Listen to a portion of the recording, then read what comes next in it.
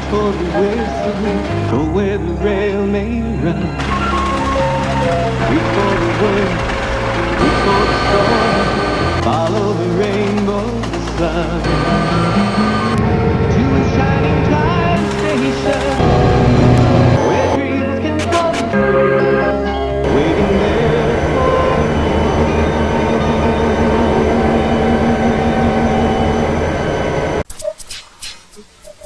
Every day, Sir Topham Hatt came to the station to catch his train. "Hello," he always said to Thomas. "Don't let the silly freight cars tease you. Remember, you have an important job as a special helper in the train yard."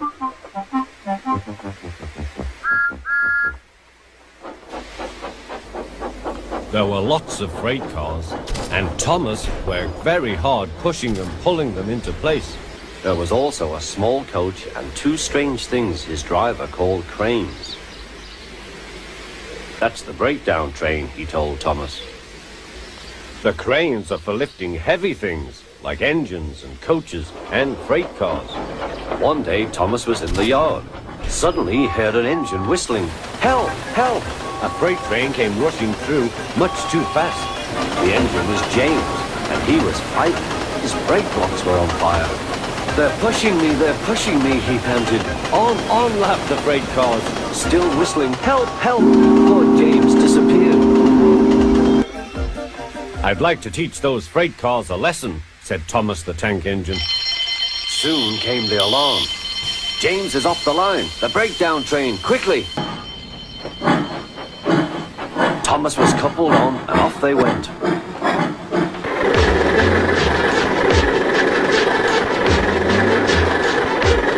Thomas worked his hardest. "Hurry, hurry, hurry," he puffed. He wasn't pretending to be like Gordon. He really meant it. "Bother those freight cars and their tricks. I hope poor James isn't hurt."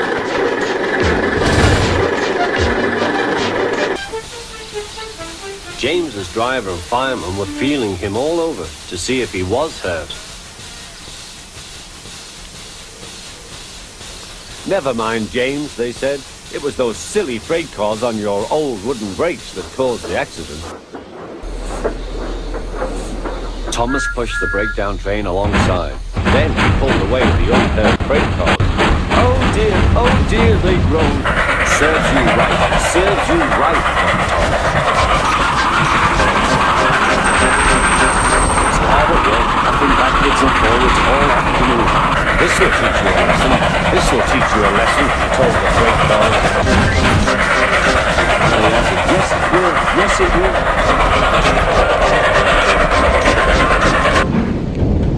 They left the broken cars. Then with two cranes, they put James back on the rails.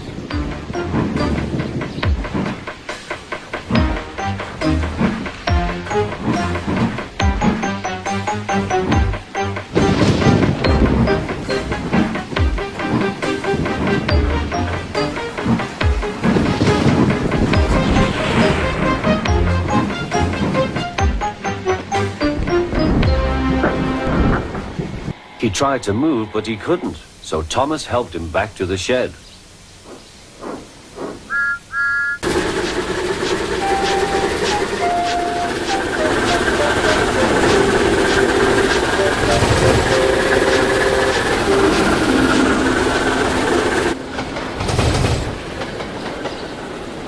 Sir Topham Hatt was waiting anxiously for them. "Well, Thomas," he said, "I've heard all about it, and I'm very pleased with you.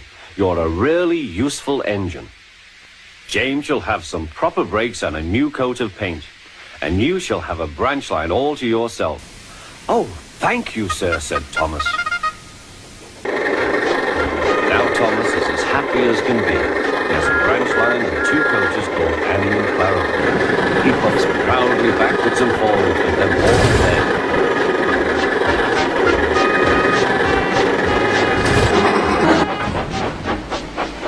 He is never lonely.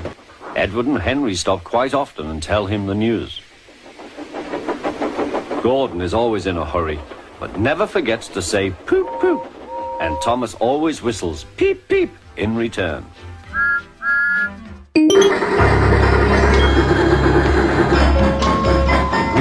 speed, reach for the whistle, go where the rail may run.